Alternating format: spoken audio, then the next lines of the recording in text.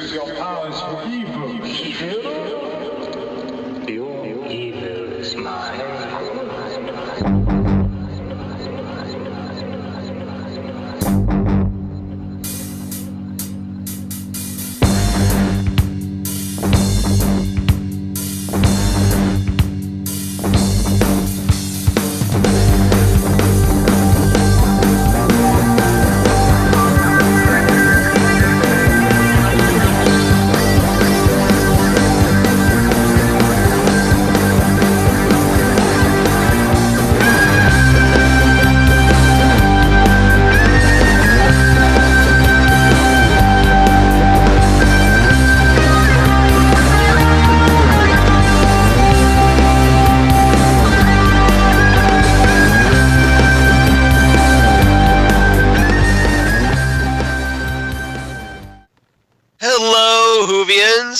Welcome back to Next Stop Everywhere, the Doctor Who podcast. I'm Charles Skaggs, and welcome to the third anniversary of Next Stop Everywhere. Thought I'd bring that out because technically it was on August 3rd, but unfortunately it's been a couple weeks since we recorded, so this is the newest episode. So cheers to Next Stop Everywhere. With me as always, in the TARDIS, my partner in time, Jesse Jackson, and today we're joined by special guest companion, Ken Schaefer, the Dirk Master himself, once again. Hello. Hello. Hey, Ken. How you doing? Good, Jess. Hi, Charles. Yeah, Hi. It's just going to be incessant drinking. That's Exactly. very sad for the listeners. Nothing better to do with that on a Sunday morning than drink. Oh, wait. I had not known that this was our third anniversary. That's pretty cool. That is pretty cool. So Yeah. 3 That's years, amazing. you've put up with my nonsense for 3 years. So Boy, that technically 3 years, longer because we've been friends for over 20 years. Yes, we but have. This has been a fun journey. So yeah, I'm just thinking that we have talked a lot of Doctor Who, made a lot of pop culture references, and have screamed at Skype more times than we can count. Skype shakes fist. Yes. So, but yeah, welcome everybody. Episode 92. As today we're going to discuss Logopolis, as promised or threatened, depending on your point of view. That the final story of the Tom Baker era from 1981, season 18, the final serial, of course, in season 18, written by Christopher H. Bidmead, who becomes the script editor, and directed by Peter Grimwade. And obviously, this was a big episode, which works out really nicely for our third anniversary. Unfortunately, we were supposed to also have friend of the show, Karen Lindsay, join us as well, but sadly, her schedule and ours did not work out this week. I'm trying to talk her into joining us next week for Castrovalva. Oh, that would be good. So we'll see if that pans out, hopefully, fingers crossed. Absolutely. But I think the three of us can handle this one. Absolutely. So if I could, just for a moment, just in case we have a new listener, Mr. Schaefer, do you want to share just a little bit about yourself and your Doctor Who background before we get into the meat of the episode? Sure. I started watching Doctor Who in 1976, I believe, on a small black and white television in the lobby of my dorm room in college. Nice. On a local PBS station. And it was a Tom Baker episode, so Tom Baker is my doctor. And I've watched it on and off, although I probably wouldn't have been able to see this episode, at least not when it initially aired, because by 1981, I was in the Navy on submarines, punching holes in the ocean, and was actually only on dry land 6 months out of a year. So I have a lot of kind of spotty holes in the 81 through 87. But my son Parker and I have started a project, a couple of years ago now, I guess, where we decided we would watch every Doctor Who episode in order, Nice. starting with The Unearthly Child. And we are now in the Colin Baker era. So we're just chugging right along. In fact, we got 2 more episodes before Trial of the Time Lord, and then Colin Baker will be gone, and Sylvester McCoy will appear. So that's been a fun journey you must as have well. just watched The Two Doctors, if I'm not mistaken. Yes, that is exactly right. Very good, Charles. Right off the top of my head. Right off the top of your head. Yes, we did. Last night was the Two Doctors. Not the best. Yeah. Not the best episode. Actually, it's pretty darn slow on the great. It's hard to imagine that you can get those two doctors together and it just not be fun, but it really wasn't particularly. Well, I think part of that problem was that it was essentially the length of a 6-parter, even though it was only 3 episodes, but they were double-length episodes, so it had too much padding in it. But it had a lot of padding. But you can't go wrong with Return of Patrick Troughton and Jamie. Yes, absolutely. Jamie, yes, yeah. Good. Yeah. Yep. So Fraser Hines. So yeah, that would be great.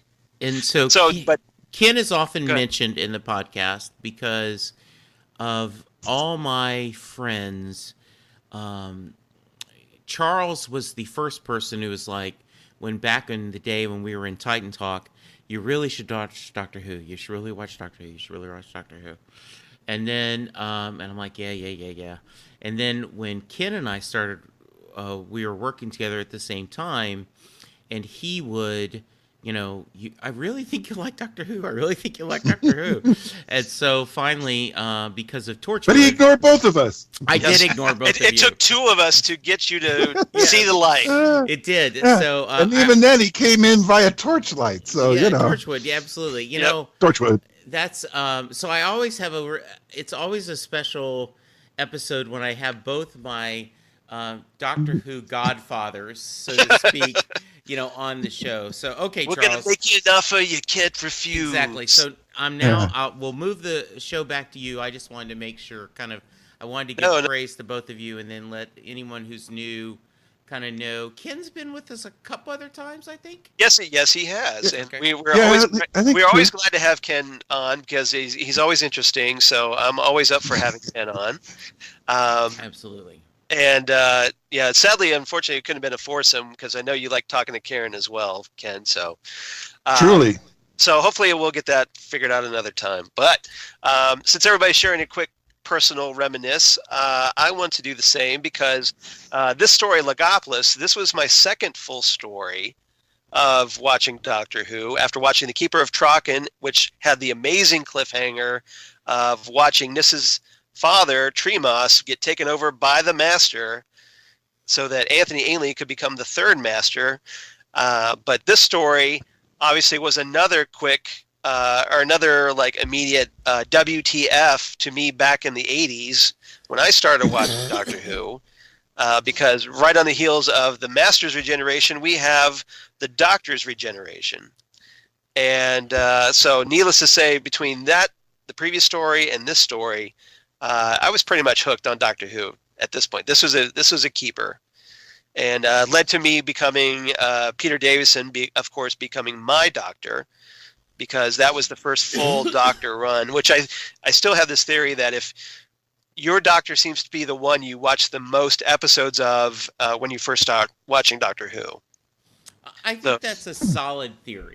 I do, because it's almost like whatever Doctor you first imprint on, that remains your Doctor throughout the rest of your life. Absolutely. Yeah, it's like. Go ahead, Ken. I was just gonna say it's like baby birds. The first thing they see is their mom. That's why I threw out the imprint. Yeah, exactly. Yeah, I think so, because if you think about it, when I started, Ken, and we've told the story many times, but I had watched Torchwood and I really liked it. And I'm like, hey, can you send me some of these Captain Jack episodes? And he's like, it's just easier to give you everything, Jesse. And so I watched Eccleston first, but it was Tennant had the most episodes, right? I mean, and so, and I do think, though I have a soft spot in my heart for all of them, Tennant tends to be my Doctor because I think that was my first full, range of episodes and kind of being engulfed in that story.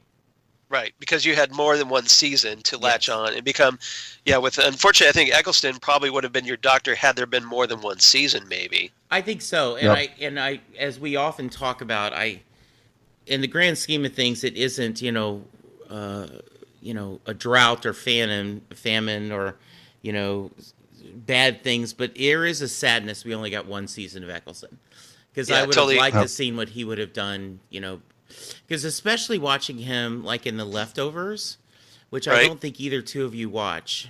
No, I don't. He's really good in it, and a very complex character, and you just can see the range, he has an actor. So, yeah, he's always been a good actor. So, yeah, it seems like a lost potential. Yeah, I think well said. Good. Yeah. So, real quick before we move into the actual heavy discussion of Logopolis, I just wanted to mention there's a couple of cast members in addition to Anthony Ainley that are notable guest cast in this story. We have Tom Georgeson, who plays the detective inspector that gives the doctor a hard time, after finding Tegan's poor Auntie Vanessa all shrunken down. He played Cavil in the Tom Baker story Genesis of the Daleks, and he also played George Thomason in the movie A Fish Called Wanda. So if you're a fan of the Kevin Kline, Jamie Lee Curtis movie, Fish Called Wanda, he's plays a pretty important character in that. George, he's the guy who's in prison that Jamie Lee Curtis is sort of working, and that guy. So yeah, he's in that. So I just thought I'd bring that up. Nice. In case you're. Yeah, little obscure trivia there. So, all right, let's dive right into the big Logopolis discussion with our first topic, The Future Lies This Way. And this I want to talk about Tom Baker's finale as the Fourth Doctor.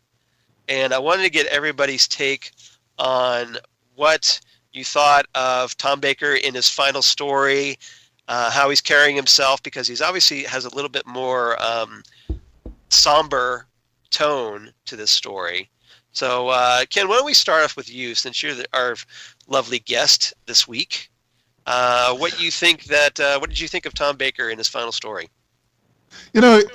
Like we were talking about Eccleston, it shows his depth, because in earlier episodes, he's a lot more flippant, and kind of fun-loving and eccentric and jogging. Yeah, eccentric and jogging along. And in this one, you can see that he's showing that he's concerned. Now, evidently, the script had that he was even more distressed, but he kind of downplays it and does it more subtly. That he realizes that something really bad is coming, and until he actually talks to the Watcher, he's like confused. What the hell is going on? But in the midst of all of that, like he almost has an ominous feeling about everything. Yes, exactly. He has a very ominous feeling about what's happening. But in the midst of that, you can see that his relationship, like with Adric, who is certainly not my favorite companion by any stretch of the imagination. His relationship with Adric, though, is much better than the relationship with Adric of the future Doctor, and I think a lot better than David. Yeah, we kind of talked about this last week that Adric seems better as a Fourth Doctor companion than as a Fifth Doctor companion. Yeah, and primarily I think it's because of the way that the Doctor actually treats him. The Doctor really, you can see Tom Baker's Doctor is really looking at him and expecting great things, and talks to him not quite as an equal, but certainly doesn't talk down to him. But Peter Davison, they get off on the wrong foot, and then they never reestablish that, and their relationship is a lot more hostile. And whenever it could be just because Tegan and Nyssa were kind of complicating the bromance, if you will. And that's certainly true. Tegan doesn't help anything. She just makes everything difficult. But reading all this stuff about bringing her in and her being Australian and everything was really interesting, by the way. I think this is one of the very first examples we have of the BBC trying to manipulate something in the show to expand its audience. At least that's the really clear one, because Yeah, they because bring Doctor Who was obviously popular in Australia. Sure, and I think they were, at least what I've read indicated that they were pushing for her because she's Australian, as was her mom, which I thought was, or her auntie, which I thought was kind of funny, to make it even more popular with the Australian audience. So I'm glad you brought that up, Ken, because one of the things I did last night, we went to a bunch. Lynn and I, Chris and Erica all went to the Ranger game. They were retiring Pudge Rodriguez's jersey, so it was a great game.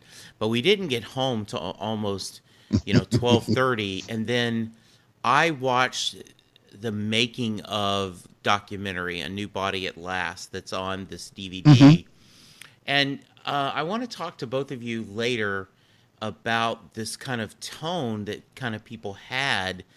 Because they had a lot of behind-the-scene people talking about it, and they were not very complimentary about Baker. And so I just want to put a footnote, if you could, Charles. Let's talk about that a little bit. I talked about this last week, that the more I watch Classic Who, the more I kind of embrace this history and love listening to it. And I especially understand why Tom Baker is beloved. He has a lot of the quirkiness that you see Matt Smith have in his eyes, but he also has the charm of Tennant. And, you also can actually see a little bit of the drivenness of Eccleston. So, and I realize I'm reversing the polarity, to quote a thing. They all... Say, that's catchy. They took that that is. They took all that from them. I know that all of the actors in this, from 2005 on, built on the backs of the previous doctors, and stole is the wrong word, but they modeled their They were influenced. performance. Yeah, they influenced their performance. They modeled their performance on past doctors, and I really do see why. Tom was just beloved, and I did not realize. I realized he was there that long, but I did not realize Pertwee, was 5 years himself. Yes. Because so John Pertwee had a good run himself. He's definitely up there as one of the more actually probably the second longest Doctor. Yeah, and I think it's sad in a way that we change the modern era as often as we have. Now I don't know if it's an unwritten rule that no one will ever beat Tom Baker's 7 years, right? Just out of respect. But I really loved it. I loved this episode. I loved the interactions. I thought him and the Master were great together, and I know you're going to ask specifically about that. But my only issue is that seems like a weak death. And by the way, Ken and I did not specifically talk about this at our lunch on Tuesday. I mentioned that, and he said... So I want you to throw down right here. No. What did you think, Charles? I mean, that seemed kind of a letdown of a death. Like, really, the Doctor can't get past the fall? Well, that's been like one of those fan debates over the years about whether he fell or he allowed himself to fall. Okay. Because I think maybe because the tone throughout especially his final season is that this seems like a world weary Doctor at this point.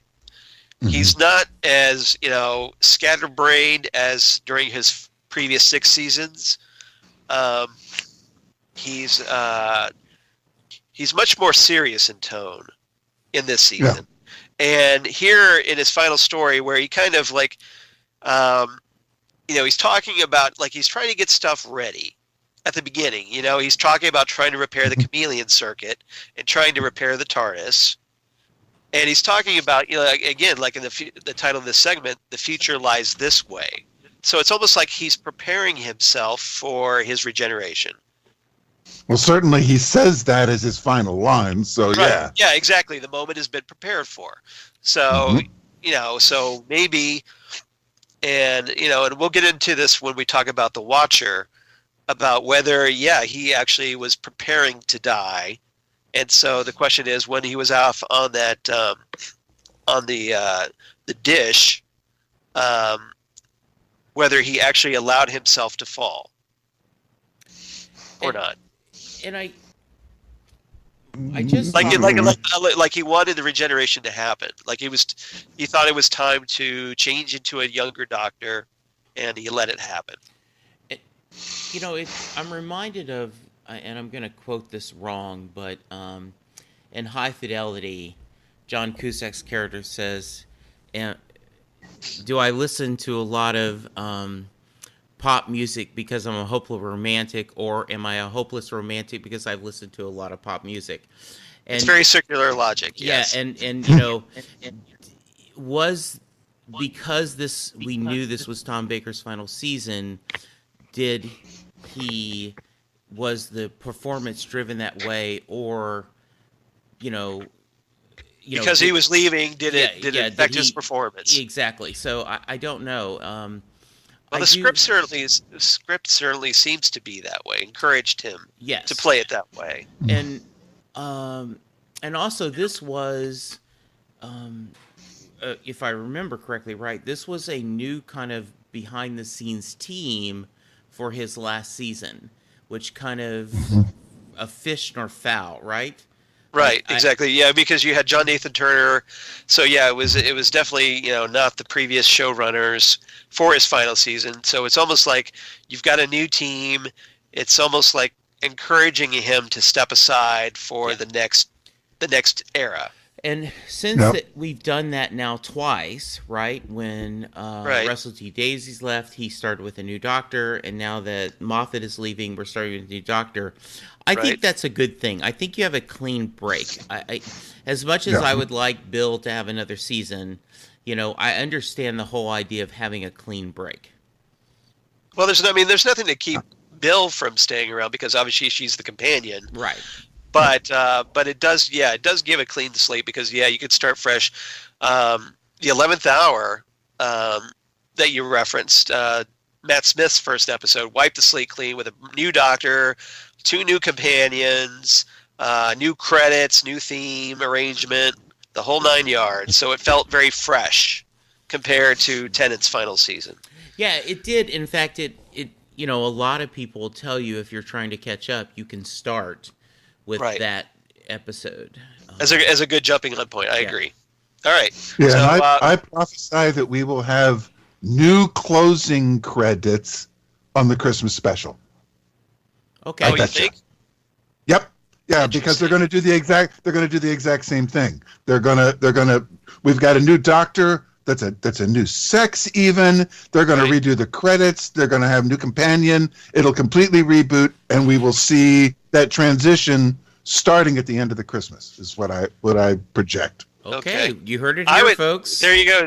Ken stakes his claim. I'm more of the opinion that they're going to just start fresh with Series 11, Episode 1, because it would be more of a surprise. Okay.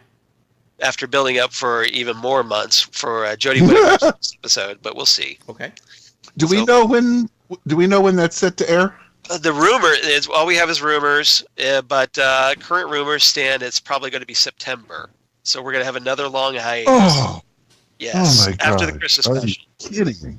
Yeah. Yikes. Yeah. So we'll have another 9 months to get through, but we'll get through it here on Next Stop Everywhere, because it's not like there aren't 1 or 2 other Doctor Who stories to talk about, this being one of them. Absolutely. So, yeah. Okay, so anything else anybody want to talk about before we move on about Tom Baker's performance in this story? So I wanted to ask if you could go back in the TARDIS to young Charles watching this the first time. How did you feel about this Doctor changing? Because there's no internet back then, you just happened to pick up this show. So did you understand the concept, or what were your thoughts watching this for the first time? Well, I hadn't really understood the show. I was still learning it, because this was my second full story. Right. After Keeper of Traken. So I wasn't as emotionally attached to the Doctor. So when the Doctor regenerated, I was just more like curious, like, okay, why is this happening? What's going on here? Because I never, like I saw what happened to the Master the previous week at the time. And because, the local PBS station where I was watching was airing these episodes once a week, these stories. So I did Keeper of Traken one week and then Logopolis the next.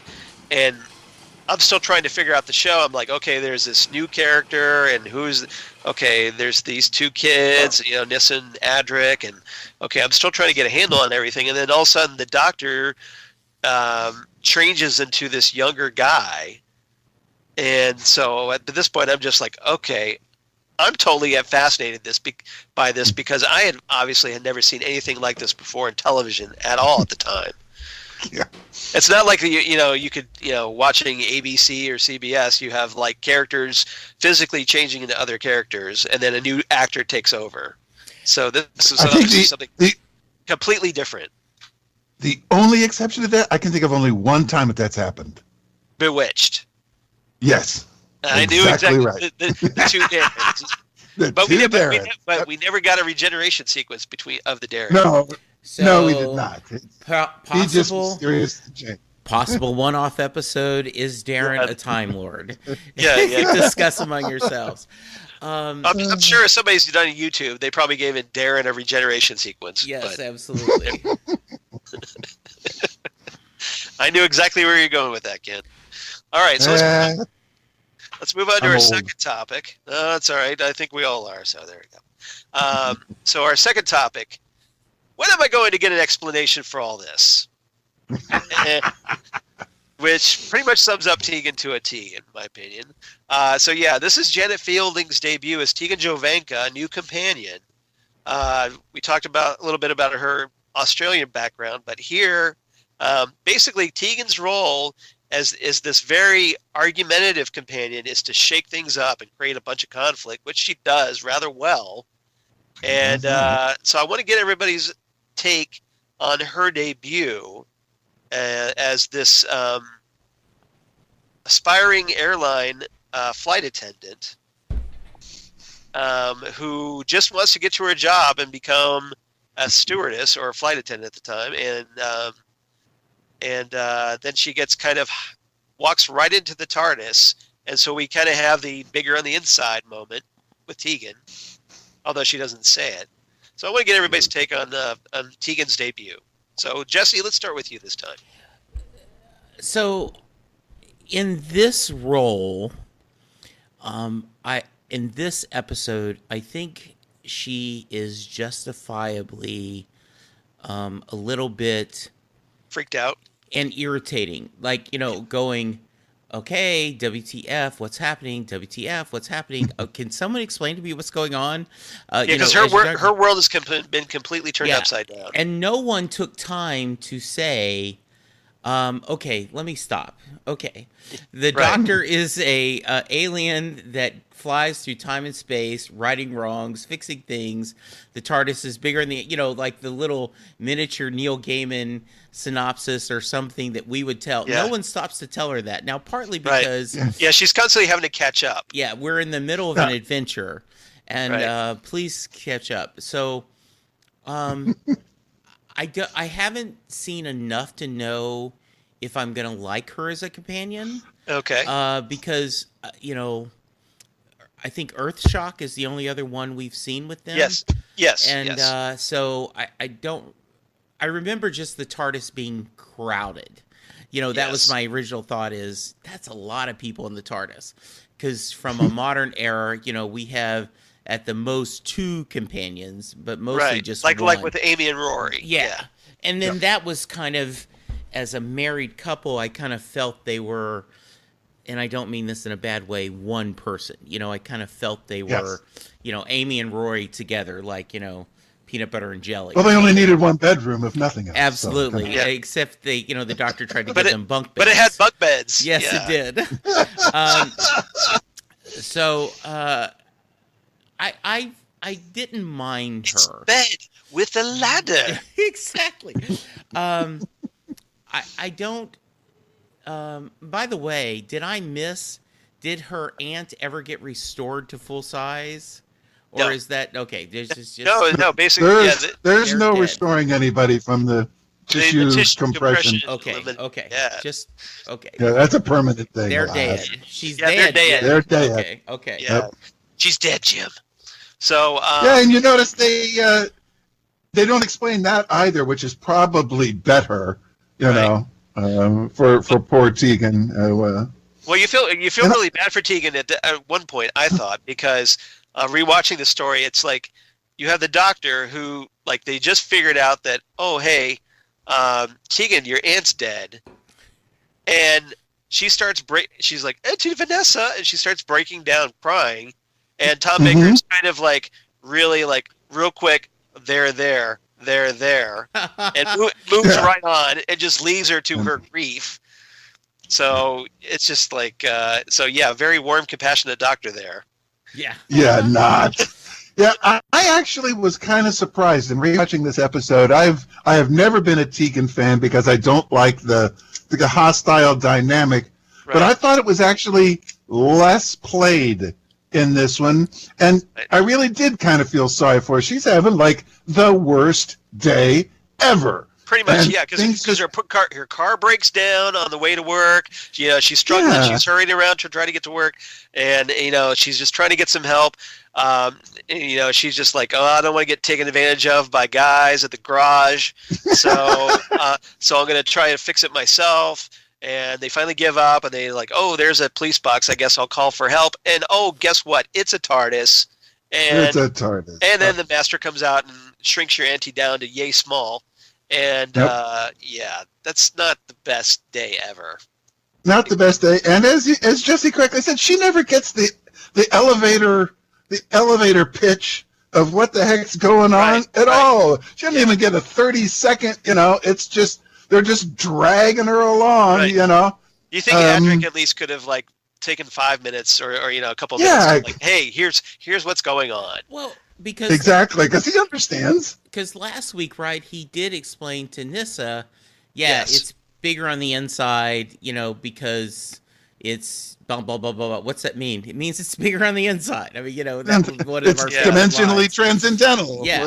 What's that mean? It means it's bigger. Maybe he kind of sees Tegan as an intruder almost. Yes. Like a stone. I can So see maybe that. so maybe he's not as willing to be open about it to her because he doesn't know her. He kind of got to gradually know Nyssa, so he felt like he could talk to her about it. Okay.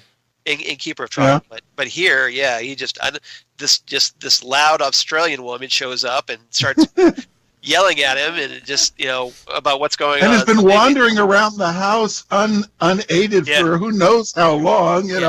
She made it all the way down to the cloister, for goodness sake. She's just wandering everywhere. It's like, you felt bad for her because obviously the TARDIS corridors can be. It's not like there are signs in. Yeah, exactly. No. So it's like, how do you how would you figure that out? Only the doctor really, I think, knows how to map that TARDIS.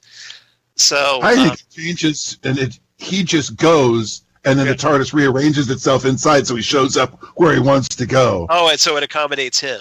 Oh, I think of course it does. I think that's a good theory. I think that's an That's a excellent good theory. And when he's trying to go someplace that she doesn't want him to go, it becomes really confusing, and he's like, "No, I'm sure it's this way," and then he's back at the pool again, and Right. So Jesse, you always talk about that you like getting that first story with a new companion because you kind of like to get to know the companion and get the beginning of their story. So, what did you think about this introduction to Tegan? I don't think they served her well,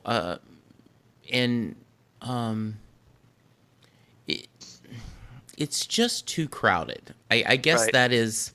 I keep saying that. I watched the episode. It's only one extra person. It's not that crowded. Well, it's actually two extra people because I'm used to a companion and the doctor. Yeah. The doctor and a companion, a duo. You like a duo. You like a duo as opposed to 3 or 4. Yeah, I'm not looking for the E Street Band. I'm just looking for Bruce and Patty singing some songs. Take a drink. He did a Springsteen reference. Yes. Nice Springsteen reference. So this is an episode that, and kind of to give you a recap, I plan to watch all 3 of them in a row. when we Okay. finish to kind of get the full trilogy. Okay. So I will watch more with that.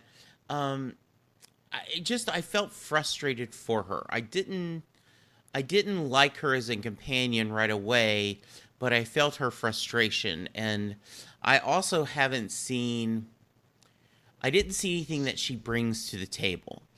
I like it when a companion brings something. I'm on board. I think Martha is one of the best companions because she was a doctor. She was independent. I think she was respectful, but still, fun. So far, I haven't seen. I think if you watch more episodes with Tegan, you'll at least find out. I think you'll at least appreciate that she has spirit. Okay. She's not a pushover. She's got spunk. Kind of like Donna Noble. Okay.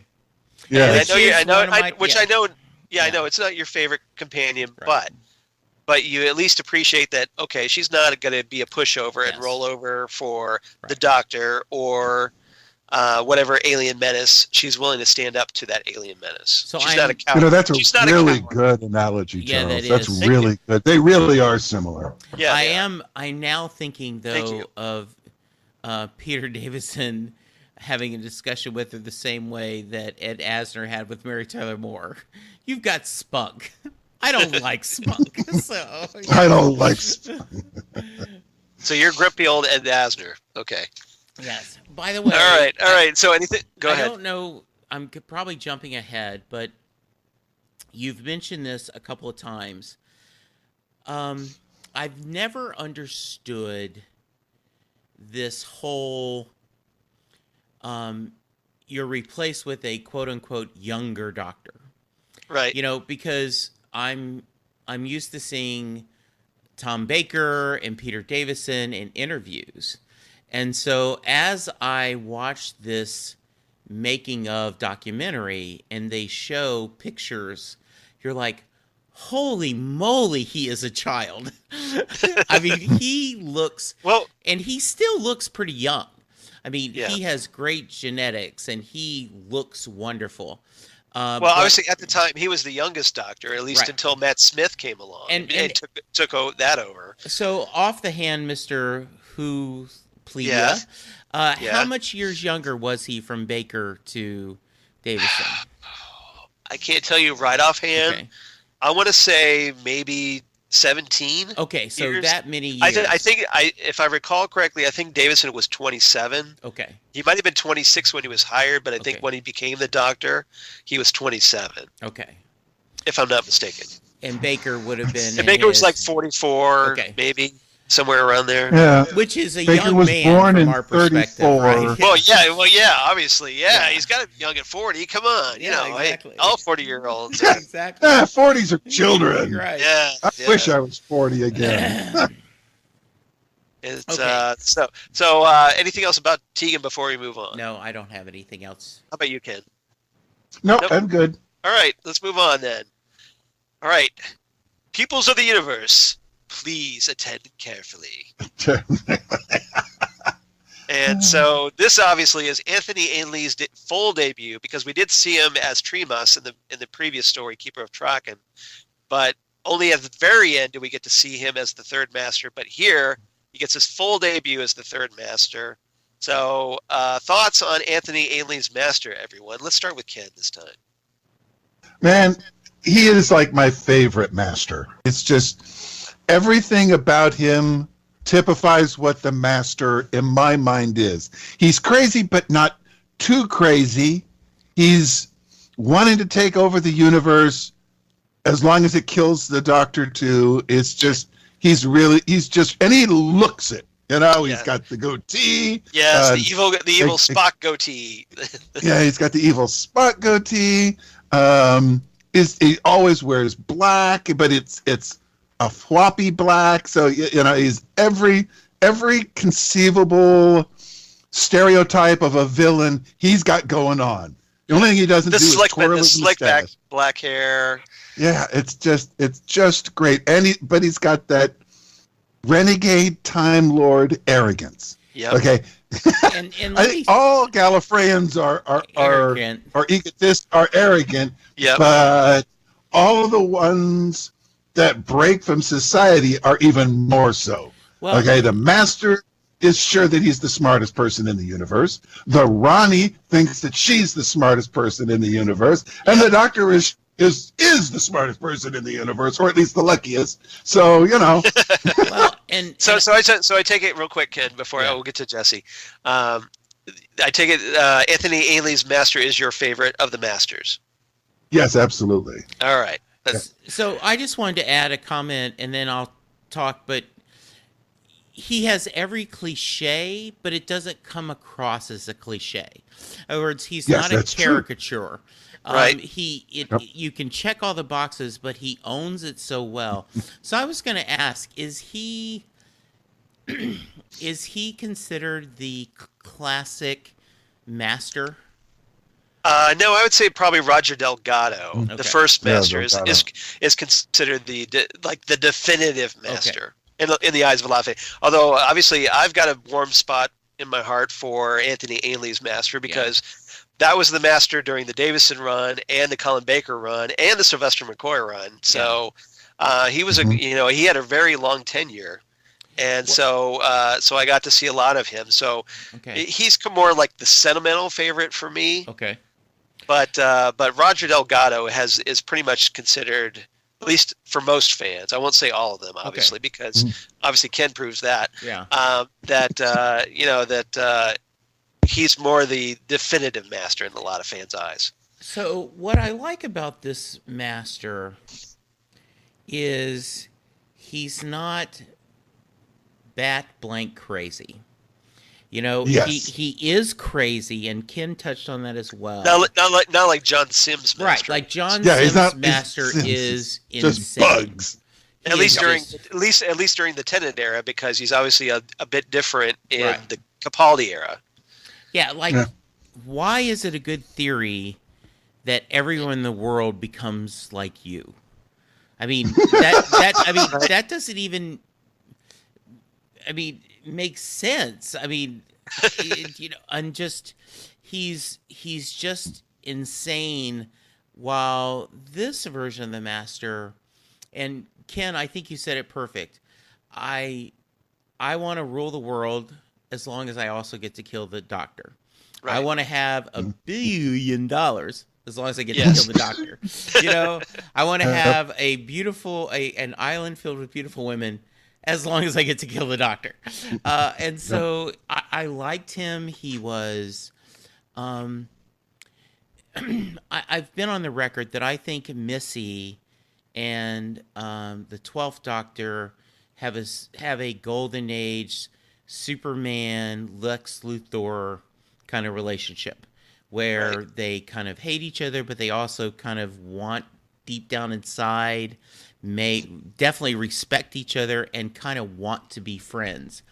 You don't get this from here, but you do get this wonderful almost rivalry. I go back to, I wasn't around then, but I understand, during the 70s, the Washington Redskins and the Dallas Cowboys hated each other. And I mean, there would be no thought of, and Ken did sports, so he's out. But there was no thought of if Cowboys and Indians not getting along. Go figure. When a player was on the ground, you would not even think about putting a hand down to help them up. And as far as meeting afterwards to shake hands, no way. So I love this kind of dynamic between them, and which made the story interesting when they had to work together.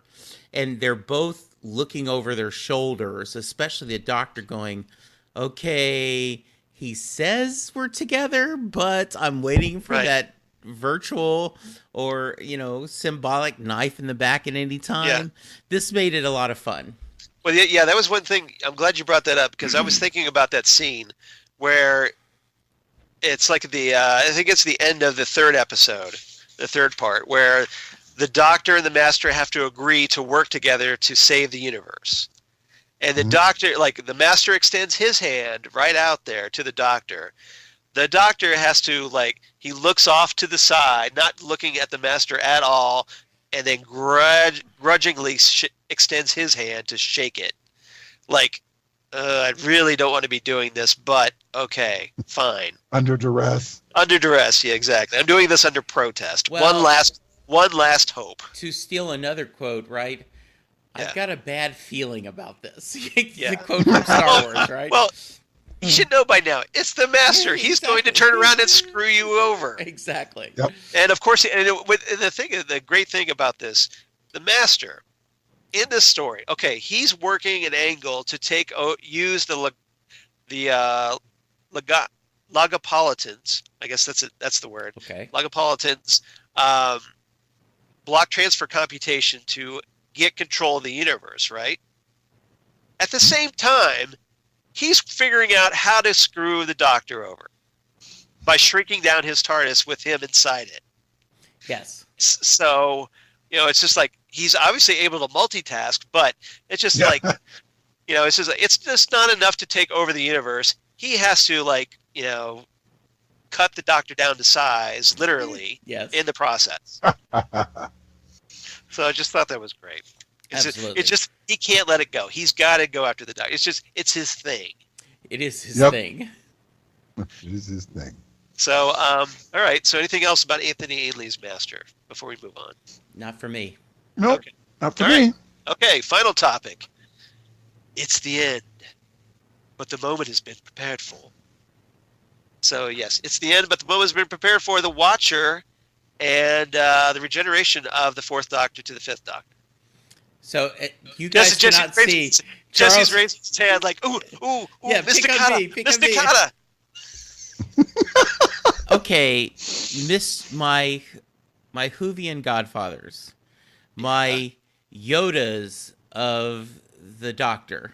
Here we go. Explain to me this whole guy in white. What I don't understand this at all. Oh Yeah, wow, that nobody is does. a It's very okay. deep sigh, Charles. Well, I knew this was coming. I was waiting for this. As soon as I wrote this topic up and emailed it out, I'm like, this is gonna come. But I thought it would be a good discussion. Well, so and once again, pulling back the curtain, Ken and I go to lunch every Tuesday. It is rare we miss a Tuesday. It's only because of personal circumstances or vacation. And talking about the previous episode is a discussion. And because we knew he was going to join me, he casually mentioned, yeah, we're going to have to talk about that because there's a lot to unravel. So, yeah.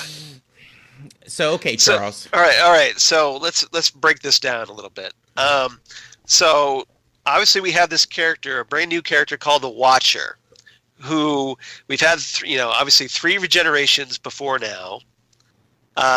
Where we had William Hartnell, essentially his body was wearing thin, it gives out, and he goes under a cloak and comes up as Patrick Troughton.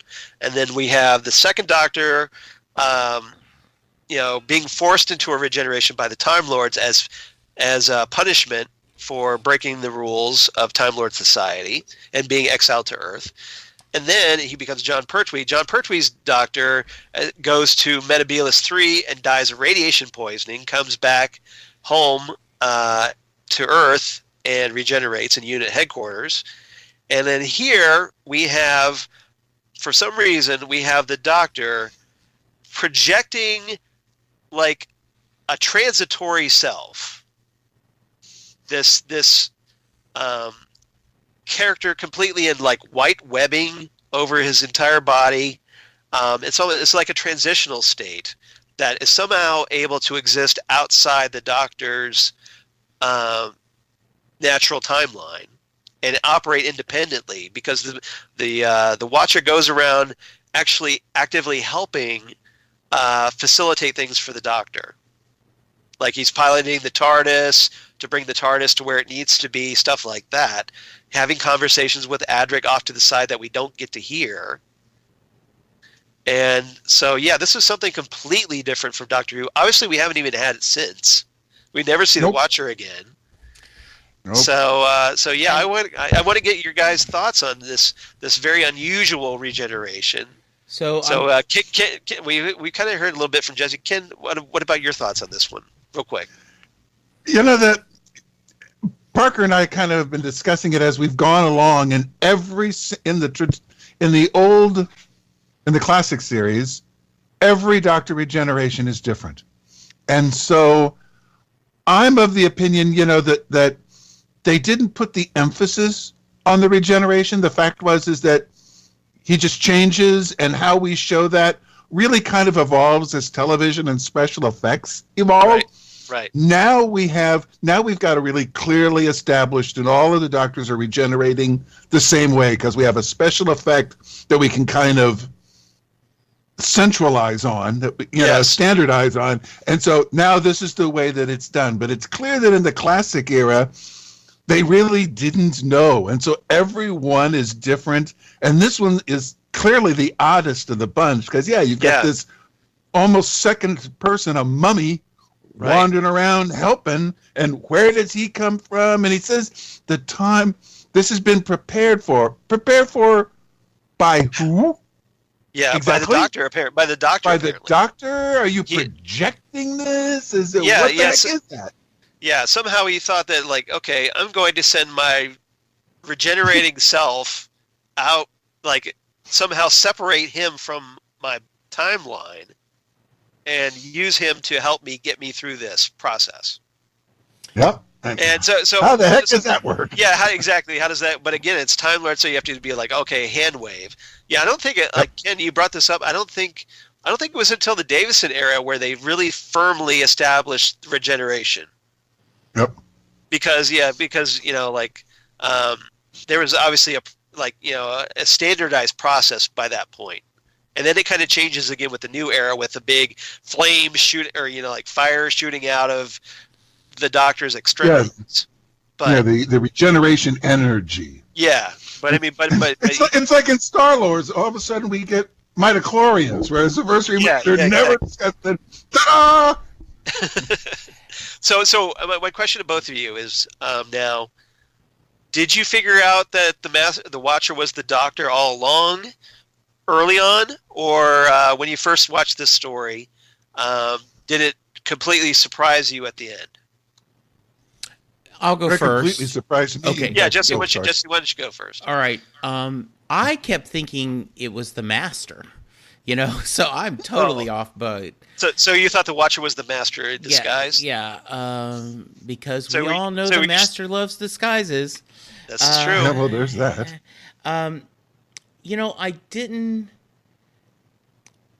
When Tennant was dying, Tennant's doctor, he did go through that kind of walk through the end of his life, and they had a lot of cameos of different characters and things, and I personally loved seeing that. And so I especially loved seeing when he visits with the descendant of the lady from the Family of Blood that where same actress is playing her descendant. So I kind of was thinking after the fact, okay, was that the Watcher doing that? But I just don't know if it worked. Now, once again, watching this making of, the writer just owns that decision. He thinks it's the greatest thing Christopher ever. H. Bidby. Yeah, he's just like, this is the greatest. This was wonderful, and I think it was brilliant. And I'm like, I don't know if you should be a little less cocky, dude. Well, it was creative. You got to give him that. Yeah, but I don't know if they stuck the landing. Okay. I don't know, and maybe if they had done that when Davison changed or when Baker changed or, Sylvester. By the way, side note, I think if you're signing a contract to be Doctor Who, they should include in the contract must be available for regeneration sequence or you get a 100K bonus if you're available. There should be something in the contract because with Colin Baker. Yeah, but I don't want to do this. And Eccleston, I guess Eccleston was there. Yeah. Colin Baker felt you got really screwed over. Right, so absolutely. Yeah. So, okay. And Eccleston was just Eccleston. Yeah. So I don't think it works. Oh, go. All right. So, Ken, were you surprised the first time you watched this story that the Watcher was the Doctor all along? Yeah, I was completely surprised. I didn't understand what was going on at all. And even afterwards, I'm like, wait, what? Okay. Because I'd never seen a regeneration before because I came in on robot. Okay, so this was your first regeneration as well. Actual regeneration, yeah. I didn't see the regeneration from Pertwee to Tom Baker. I just saw Tom Baker and them all talking about it, but I didn't see it. So I was utterly and completely confused by. And then when it doesn't happen again, I'm like, hey, well, where's the white guy? Yeah. Oh, yes. Shouldn't there be a mummy somewhere showing up? What? Well done. Yeah. So I don't know. It's canon, obviously, but I don't see how you make it fit. It's a lot of hand waving. Well, obviously nobody else has picked up on it since. Right. And used that concept, probably for that reason. So we're just like treated as a weird one-off for some reason. Yep. All right. So the regeneration part where the Doctor falls, first turns to the Watcher, then becomes Peter Davison. So you've got all these his new companions, the Fifth Doctor's new team surrounding him. And you get the feeling that I think that there's going to be a brand new era, obviously. And Jesse, you talked about how you didn't like the fact that the Doctor fell as his death. So, Ken, what did you think about the way the Doctor died in this story? You know, when I just remembering the episode from when I first saw it, it didn't seem so unusual. The thing's slipping, and you see him holding on, and then try to grab to get a better grip, and then let go. And that seemed really reasonable. Now, in the course of having seen everything, I tend to side a little bit more with Jesse that, really, you couldn't have swung your legs up there. So maybe you're right that he was just really tired and ready to regenerate, although it perhaps would have helped if he had played that a little stronger. If he had said at some point, that everything changes and now's the time or something. I don't know. Because it does seem like, really? You couldn't hang on? Really? Yeah, exactly. So, but yeah, I can. There's that debate about whether he let himself fall, or he just slipped. So who knows? So when he's regenerating, this is the first time we get to see the Doctor seeing images of his era. So we get to see like the Master, the Second Master, a Dalek, the Cyber Leader, the Captain from the Pirate Planet, Davros, a Sontaran, a Zygon, and the Black Guardian. And then he sees his old companions, Sarah Jane Smith, Harry Sullivan, the Brigadier, Leela, K9, and both Romanas. So what did you think about this sequence where he kind of relives his era? I loved that. But then I've just talked about I loved Tennant's kind of victory lap. Right. So I thought this was his farewell tour. Yeah, and which made me think of the great little mini episode with Paul McGann where he talks about all his companions, from the Big Finish audio. Because they didn't have, because it's audio, they couldn't show images. By him mentioning that kind of gives you this, you see that is a thing you do. You talk about your life passes before your eyes. Right. I think before you regenerate, I think your regeneration does pass before your eyes. And I think as much as I think the White Mummy didn't work, I think that was very touching and very strong, and it felt right. Okay, so that part at least worked for you for the regeneration. Absolutely. Okay, and Ken, what are your thoughts on that? I agree with Jesse 100%. And you can tell that works because they've used that again. Yes, that part works, and so that will because it's kind of reworked in the Davison regeneration, and then we also see it. Let's see, we kind of see it. Don't we see a little bit of it? Was it? I want to say somewhere in the new era. Well, Tennant goes through in every one. Yeah. And then, and when Matt Smith, he sees Amy. That's true. The famous scene, because both of them in real life are bald for parts, and so they're both in wigs. They talked about that. Which was weird. But yeah. So he sees that. Maybe we'll see something similar with Capaldi's regeneration. I would hope so. Yeah, if we do, that would not surprise me, yeah. Yeah, that would be a nice touch, in my opinion. I agree. Yep. Or if nothing else, throughout the maybe see like from the Moffat era, I guess. Yes. All right. So, anything else about the story before we move on to favorite quotes? So, have you watched the making of, Charles? It's been a while. Okay. I didn't watch it recently for time, but but I have watched it before. So, I just wanted to give you guys thoughts on. And by the way, I'm always going to pick. I'm going to pick the actors normally over the showrunners, and showrunners definitely over the networks. So, but to hear them kind of talk about how they thought Baker was had overworn his welcome, and he was difficult to work with. This is the first I'd heard of that. It was a fascinating documentary for me because all I hear is how beloved he is. Yeah. I mean, he is truly the only classic Doctor that was in the official 50th anniversary. Now, Davison's brilliant the Doctors Revisited-ish was amazing, and I think the five Doctors-ish. Yeah.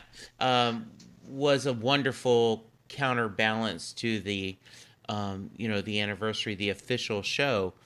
So Tom Baker had this reputation during his era as Doctor Who as being very controlling, very abusive toward a lot of especially the female companions, and just essentially being a prima donna in a lot of ways. So and interestingly enough, if you listen to the commentaries on his ears, he admits it. He owns it. He goes, I thought I knew how the show ought to run, and I made sure that everybody knew that. Yeah. So he was the Doctor. He was large in charge. And, if you've listened to any kind of like the recent Big Finish Fourth Doctor audios, where you have like Louise Jameson as Leela, and the documentaries about those where she talks about, she goes, hey, obviously Tom and I had our problems back in the day, but we get along much better now. Yeah. So everybody seems to say that. Yeah. Yeah. So hopefully that means that Tom Baker has mellowed to the point where people can, they're getting along. Obviously, can do these audios. And you wonder if it's, David Gerard, the guy who wrote Trouble with the Tribbles, is very vocal about supporting William Shatner on his Facebook page. He says, you do not understand the pressure he and Leonard Nimoy were under. And he says, I know what kind of person he is. So I wonder if that's a little bit, and I also, was Baker under that because for 7 years he was the Doctor. But I also can remember stories where a new director will come in on any series, go, just push that button, and the actor will go, no, I can't push that button because that button does A, and you're wanting me to do B. That would be this button. And the director's like, no one cares. And this guy goes, yes, it does. They will do it, and I care. Yeah. Okay. I'm sure the internet will care. Yeah, exactly. I'm sure a little bit was a column A, column B. Yes. Because remember, Tom Baker was refused to come back for the Five Doctors, the 20th anniversary special. So they had to use like a clip, footage from Shada, the unfinished episode. Yeah. So in his stead. Okay. So yeah, he had kind of a bit of the attitude back then. Okay. But thankfully, he seems to have mellowed. And obviously, he came back for the Day of the Doctor. Yes. So which was obviously very welcome. Yes. And I was glad he did that. So Yes. So it gives us hope for Eccleston someday. Yes, hopefully. absolutely. Although Eccleston has said, "Yeah, sure, I'll be back for the 100th anniversary, no problem." Absolutely. That's a direct quote. Okay. He said he would be back for the 100th anniversary. All so right. Well, I think many of us are mellower as we get older than we were when we were in our brash youth. Yes. Exactly. I totally agree. Gives Okay. us hope for the future anyway. So anything else about the story? No, not at all. I just wanted to say it once again. It's I'm excited. 4 episodes I think is perfect. I think 6 episodes. Yeah, it does drag on a bit. Just in future when you're picking, you should warn me. Okay, Jesse, it's a 6 episode. I will. Bring extra Diet Coke. You may need it. Yeah. Okay. Well, I think we should be good for a while. Okay, so, very good. So yeah. All right. So favorite quotes. Everybody's hopefully got some favorite lines they liked to this story. Ken, do you have any favorite quotes? Oh, I see. I failed you. As soon as you said that, I went, oh, crap. I forgot to do that last night. I'm going to blame the cinnamon whiskey. That's it. Okay, yeah, there we go. I do not have one. I'm sorry. That's okay. No problem. We'll just give you the big old. Yeah. The big Price is Right fail. The sad trombone. Exactly. I do have one. I didn't do a lot, but I did have where the doctor goes, never guess, unless you have to.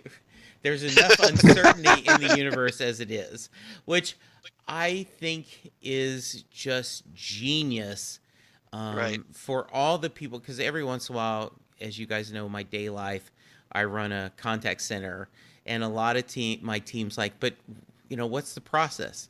Okay, yes, there's always a process, but you never turn off your brain. Sometimes you just have to improvise. And so I love that quote. Yeah, I did too. That was one of mine, but I love that one. I thought it was great. Another exchange between the Doctor and Tegan that I liked, just because it's just kind of the Doctor being a bit cold toward Tegan. Tegan says, "You can take me right back to the airport where you found me, Doctor, whoever you are." Get it, Doctor, whoever. Oh, I like that. Yeah, my aunt's waiting in the car to take me to the airport. And the Doctor replies, "Your aunt, woman in the white hat, red sports car?" Tegan says, "You've seen her?" The Doctor replies, "Well, a little of her." Yes, I did see that. I love that. Oh. So yeah, shrunken auntie smack from the Doctor. Exactly. Little shade there. So Jesse, any other lines? No, you liked? go ahead, please. All right. Of course, I'll just, for the sake of time, I'll just do one more. This line from the Master, which is pretty much the definitive Master line, in my opinion. "Peoples of the universe, please attend carefully. The message that follows is vital to the future of you all. The choice for you all is simple: a continued existence under my guidance, or total annihilation." It's an easy choice. And that "Peoples of the Universe" line was recycled in the David Tennant era by John Sim, when right after he kills the U.S. president in The Sound of Drums, he rattles off the "Peoples of the Universe, please attend carefully" line. Nice. So good. So nice. Kind of a definitive Master reset, and I like that. Mm-hmm. All right. So let's go to episode rating or story ratings. Ken, do you have a rating on a 10-point scale? On the 10-point scale, I would give it an 8.5, and it would be a 9 if it didn't have a mummy in it. Okay. Very nice. Jesse, how about you? Yeah, I would give this, by the way, there are a few things that I love that when I see this episode, and I'm going to give it 9 out of 10 Cloister Bells. Right. And I know that when the Cloister Bells is mentioned in the modern era, you classic guys go, "Oh, look what he did there. Look what he did there." So, yes. Yeah, and then we should point out this is the first appearance of the Cloister Bell. in this story. So anytime you see a cloister bell ref, it is. This this is it. This is the first time that concept was introduced. Very cool. So Logopolis is important, at least for the cloister bell. And Charles? And I gave it also 9 out of 10. 9 out of 10 watching watchers. 9 watching watchers. Who watches The Watchmen? Who watches The Watchers? Yeah, I was also going to give it 9 out of 10 shrunken Aunt Vanessas if you stole the Watcher thing. So, very nice. So good. All right. Nice backup. Yes. Yeah, that was my backup. So, all right, Jesse, do we have a reverse the polarity? Yes, I do. And I will tell you, it was tempting to just follow up last episode's reverse the polarity and go with the sound of drums. It's the part. See, that was my pick. That was part 2 of the Modern Master trilogy. Yep. But I'm like, no. I kept picturing you and I as the characters on Princess Bride. That's only a fool would think I would do that. So nice. I'm doing, and this is a tentative at best, but I'm doing the 9th episode of the 8th season. It's a Capaldi episode, Flatline. It was my other one I was considering. I know why you chose that story. This is one of the Dr. Light episodes that the series will do every once in a while for budget or scheduling reasons. Right. The Doctor spends most of the time stuck in the TARDIS, and it's a shrunken TARDIS. Yep. And so this is the episode that debuts the Boneless. Clara takes on the role as the Doctor with Rigsby as her companion. And because of the draining of dimensions of the TARDIS, we get several scenes of a miniature TARDIS. And see what I did there? Yes, that's I do. Why I said this is a good one to rewatch because and the Doctor remains at his normal size. Yes. Inside this shrinking TARDIS. Yes. So yeah.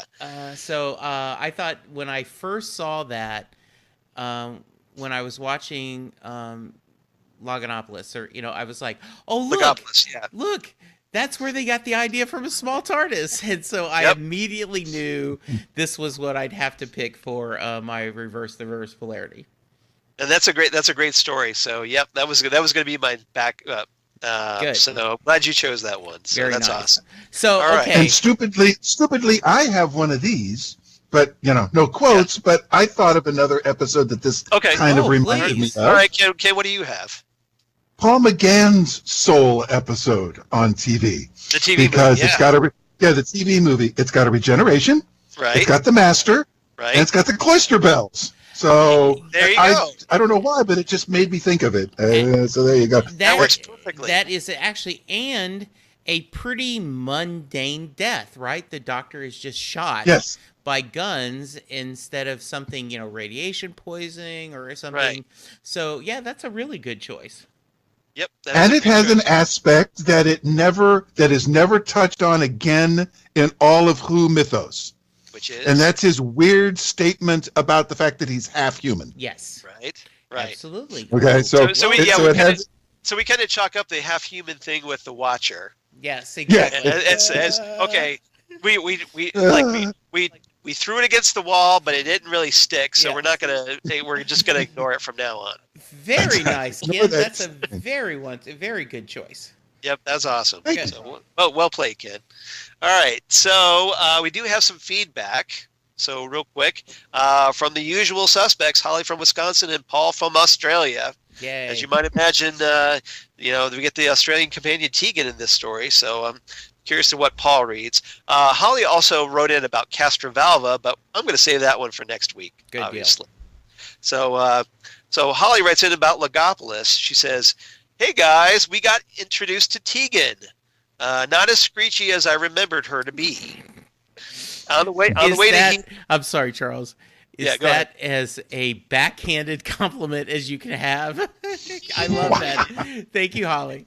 Yeah.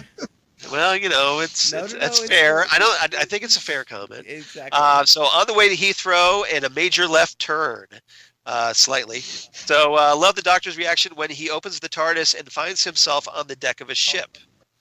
I have to say that the team of Nyssa, Tegan, and Adric is nice. Of course, the Master is behind the shenanigans at Logopolis. Adric's math genius pays off again, and hopefully Nyssa has Hopefully Nyssa has learned her lesson about accepting jewelry from someone that she knows.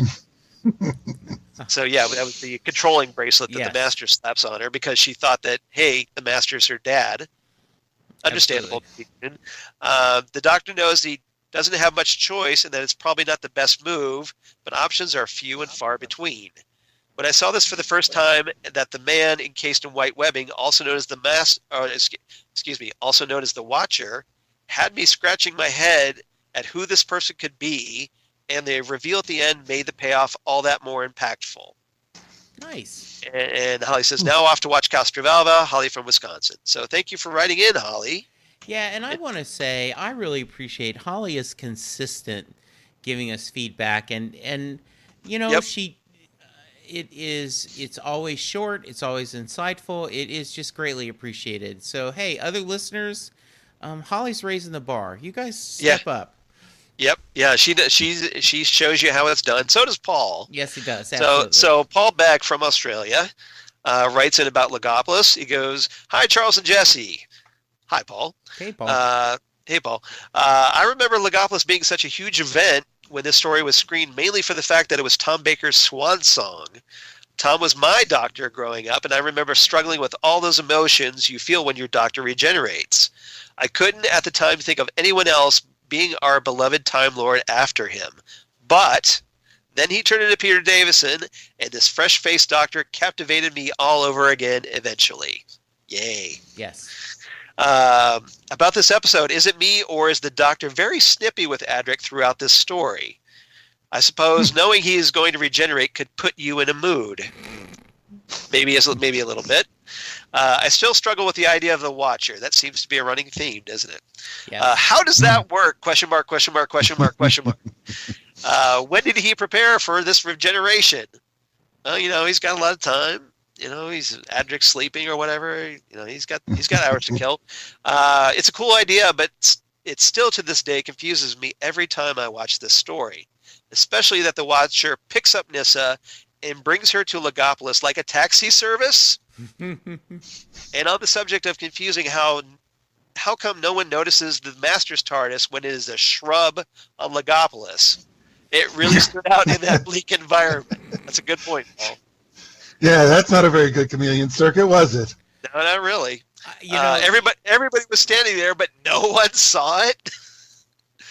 And one final thing. I love how at the end of the story, the Master's trying to hold the existing universe to ransom using a Sony Walkman, only he would try that. Yeah. I think it was more of a pocket cassette recorder than a Walkman, because you couldn't record with a Walkman. So no, you couldn't. That might be the difference there. I know this because I'm a big Twin Peaks fan. Yes, indeed. So it's more like a dictaphone. So hope you guys are good. Kindest regards always, Paul. P.S. I never knew how whiny an Australian accent could be until Tegan came along. Oh my! Oh my! Oh, that's awesome. Oh my! I hadn't thought about Charles, but now that I'm sitting thinking of Monty Python and the shrubbery. Even the Australian thinks the Australian accent is whiny. Yes. It's a shrubbery. It's a shrubbery. Yes. Yes. All right. So next week on Next Stop Everywhere, yes, we're gonna. I know this is kind of a bit of a rush job for you, Jesse, because this is we're doing Classic Who, but unfortunately, I'm gonna be going on vacation here in a couple weeks. Yes. So we'd like to get another episode in before I leave for vacation, though. So we're gonna finish up the Master Trilogy with, of course, Castrovalva, Peter Davison's first story. So the first story of my Doctor. Nice. And I'm very looking forward to that. This is something I've been looking forward to for a good while. And so I'm looking forward to talking that over with you, Jesse. And Ken, you're obviously welcome to come back if you'd like. If you want to talk about that as well, we want to extend the offer if you'd like to join us. Hopefully Karen will be with us. Yeah, get Karen. That'd be great. Okay, yep, awesome. So, I always like it when Karen's on the show. Yeah, I do too. Hopefully the stars will align better this time. Yeah. But at least we had you this week, Ken, yes. which was always great. And thank you very much for joining us. We always love having you here. You're always welcome to come back. This has been a really fun trilogy, and I'm excited seeing the end. And like I said, I'm planning to watch all 3 episodes kind of in a row, kind of doing a mini, Doctor Who binge, because I that'll be interesting to see this kind of how we're feeling this out and the different changes. And I'm looking forward to, we found out that Davison actually filmed 2 or 3 episodes before they filmed this one, right. So he had a chance to get his feet on the roll. But I guess that's spoilers for next week, so I'll package that. That's okay. Okay. Save it for next week. Exactly. We got to talk about something next week. Exactly. So, all right. So Charles, if people want to be cool like Holly and Paul, how can they reach out to us? Yeah, obviously, if you want to email us like Holly and Paul did, you can reach us at nextstopeverywheresmg, don't forget the SMG, @gmail.com. And, or you can reach us at nextstopsmg on the Twitter machine, or our Facebook page, Next Stop Everywhere, the Doctor Who podcast, where we'd love to get your likes and follows. And, you can obviously share your thoughts there with us as well. And if you're on iTunes, please rate us and subscribe to us if you're not already, because, hey, that helps people find us. So we definitely appreciate that. And Jesse, where can they find you? So I am on Twitter at Jesse Jackson DFW. I also have a Facebook page, Jesse Jackson in Louisville, Texas. I am in the middle of still doing the Small Council Matters, the Game of Thrones podcast, on the Tuning Into Sci-Fi TV podcast, but we're having a lot of fun talking about what I think is a very good season of Game of Thrones. No spoilers. Yes, it has been. It has been. Yeah. And then I am always talking Bruce on Set Lusting Bruce. And I think that's it for me. Okay. Ken, if someone wants to reach you, how can they? Dirk Master on the Twitter, and Ken Schaefer on Google Plus, and that's about it because I'm not a very social guy. Yeah, that's okay. That's plenty. So yes, that is plenty. Yeah, please follow at Dirk Master because Ken is awesome. Yes. And follow him on Google Plus as well. Right, for all the crazy kids out there. Yeah, for all the crazy kids. Yeah. So speaking of those crazy kids, as for me, I'm on the Google Plus at Charles Skaggs for all you crazy kids on the Google Plus, and then I'm also on the Twitter machine at Charles Skaggs, on the Instagram at Charles Skaggs, coincidentally enough, Facebook at Charles Skaggs, and my blog of geeky things. Damn good coffee and hot. Damn good coffee and hot, where I talk about Next Stop Everywhere, Doctor Who, and all kinds of comic and sci-fi goodness. Krypton looks pretty interesting. Yes, it does. I don't know if you and I want to put another podcast in our bag, but I'm very tempted. Look at you see. I see you working it. Yes, I see you working it. Well, we gotta kill some time to that Titans podcast. Absolutely. So yeah, we'll see. See how the scheduling goes. So yeah, and my other podcast, of course, the Phantom Zone podcast that I do with Karen Lindsay, the aforementioned, where we review all kinds of comic book TV shows that are on. Currently, we're reviewing Preacher and Winona Earp, and next week we're going to be reviewing The Defenders, on Netflix. So please go check that out. And then my other podcast, Ghostwood, the Twin Peaks podcast, that I do with Zan Sprouse, wife of comic book artist Chris Sprouse, and where we're talking Twin Peaks: The Return, that is currently airing on Showtime, as we're heading into like the final 5 episodes, and it's getting really good. So please hang in there as we, when we record, because obviously I'm going to be on vacation for a couple weeks, but I'm going to finish that up just as soon as I get back with my great crazy scheduling master sheet that I came up with to try to coordinate with everybody. So thanks to Jesse, Karen, and Zan for helping me figure this out. Well, so we can keep things relatively on track. To be fair, you did the heavy lifting. You said, "Hey, can this work?" And like, okay, yeah. I just got to watch an episode between now and next Sunday, so that'll be good. Yep, because we thought it'd be good. I wanted to at least finish the Master Trilogy before I go off on vacation. Absolutely, I agree. Curious about your thoughts about that. So come on back, y'all, for next week, Castrovalva, right here on Next Stop Everywhere, the Doctor Who podcast. Bye, everyone. Hey, where's my quote? Oh, yeah, sorry. That's okay. I forgot your quote. Give me your quote. All right. Anyway, thank you, Ken, for joining us. I echo Charles. You are always welcome. And Charles, thank you for driving the bus. I know how hard it is to come up with topics and to track everything, and I appreciate you doing the heavy lifting. I hope I do okay. I'm trying to, moderating a panel. So as we record this, it's August 13th, and yesterday was a pretty bad day in Virginia. And so I wanted to quote from the Three Doctors, the third Doctor, who is quickly becoming one of my favorites. Yeah. Superior intelligence and senseless cruelty just do not go together. I totally agree. Amen. All right, so, Charles, take us out.